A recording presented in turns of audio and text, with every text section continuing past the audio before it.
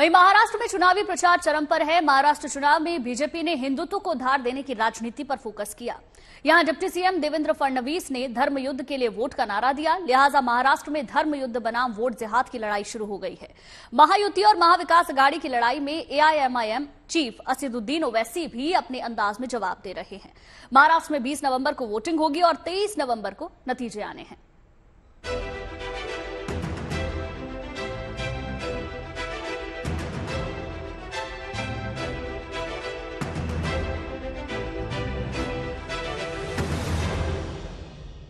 महाराष्ट्र के चुनावी रण में महाभारत जैसा हाल हो रहा है।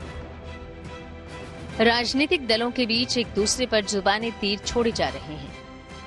कटेंगे तो बटेंगे से लेकर मस्जिदों के लाउड स्पीकर तक और वफादार रजाकार से लेकर वोट जिहाद तक बयानबाजी चल रही है।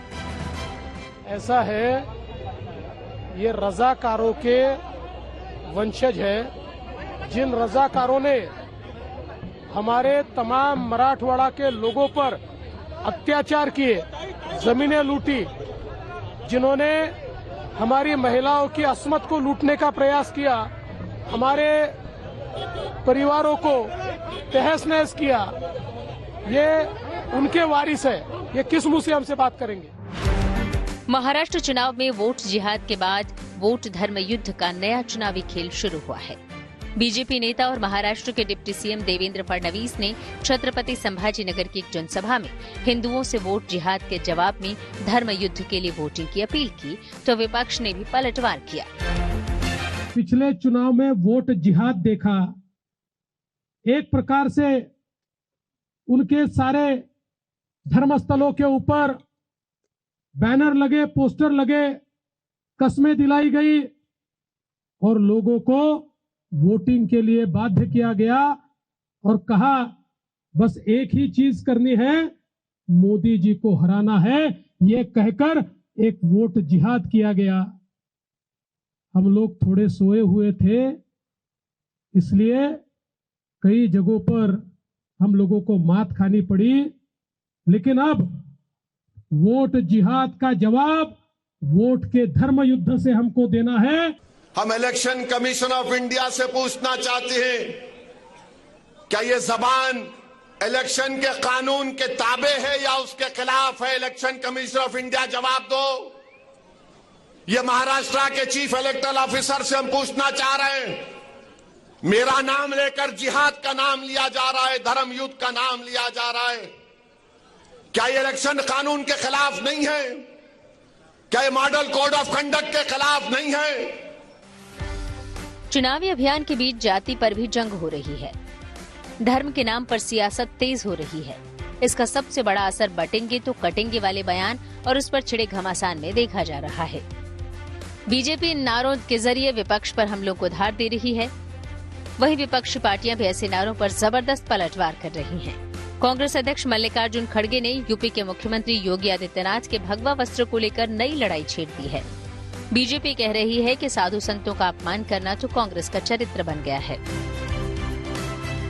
चुनाव के बीच धर्म के नाम पर तल्ख बयानों की फहरिस्त के पीछे वोटरों को लुभाने का गणित है और इसी चलते चुनावी समर में बटेंगे तो कटेंगे और एक है तो सेफ है जैसे नारे गूंज रहे हैं। प्रधानमंत्री मोदी लगातार जाति के नाम पर राजनीति करने वालों को टारगेट कर रहे हैं। हमारी एकता, देश की अखंडता, वो भी बहुत जरूरी है। आज दुर्भाग्य से निहित स्वार्थ के लिए, छोटी समझ के कारण भारत के उज्जवल भविष्य के महत्वाकांक्षी उद्देश्यों को भूल करके कुछ लोग समाज को जाति में, धर्म में, भाषा में, ऊंच और नीच में, स्त्री और पुरुष में, गांव और शहर में न जाने किस प्रकार से टुकड़े टुकड़े टुकड़े में बांटने की साजिश चल रही है। जरूरी है कि देश विरोधियों की इस चेष्टा को हम उसकी गंभीरता को समझे उस संकट को समझें और हमें सबने मिलकर के ऐसे कारनामों को पराजित करना ही होगा। जिस प्रकार ये बटोगे जो कटोगे वाली बात कर रहे बताइए, आप और हम लोग तो सब राजनीति में या मीडिया के लोग हैं, ये आजादी में कभी सुना कोई ऐसा नारा दे सकता है? और वो चुनाव प्रतिनिधि आज एक चीफ मिनिस्टर बोल रहा है कि बटोगे तो कटोगे, इसका मायने क्या है? इलेक्शन कमीशन ने उस पर कोई रोक लगाई है? एक रहोगे तो सेफ रहोगे, ये भी मतलब वही है। तो कहने का मतलब ये जिस प्रकार की राजनीति चल रही है उसको हमें समझना पड़ेगा, वो ढंग से फैसला करना पड़ेगा। मेरी अपील है आपके माध्यम से आम जनता। महाराष्ट्र में 20 नवंबर को वोट डाले जाएंगे, इसीलिए वोटों के ध्रुवीकरण की कोशिशें महाविकास अघाड़ी और महायुति की ओर से भी हो रही है। कहीं धर्म के नाम पर, कहीं जाति के नाम पर। सफलता किसे मिलेगी कहना मुश्किल है। Bureau report, good news today.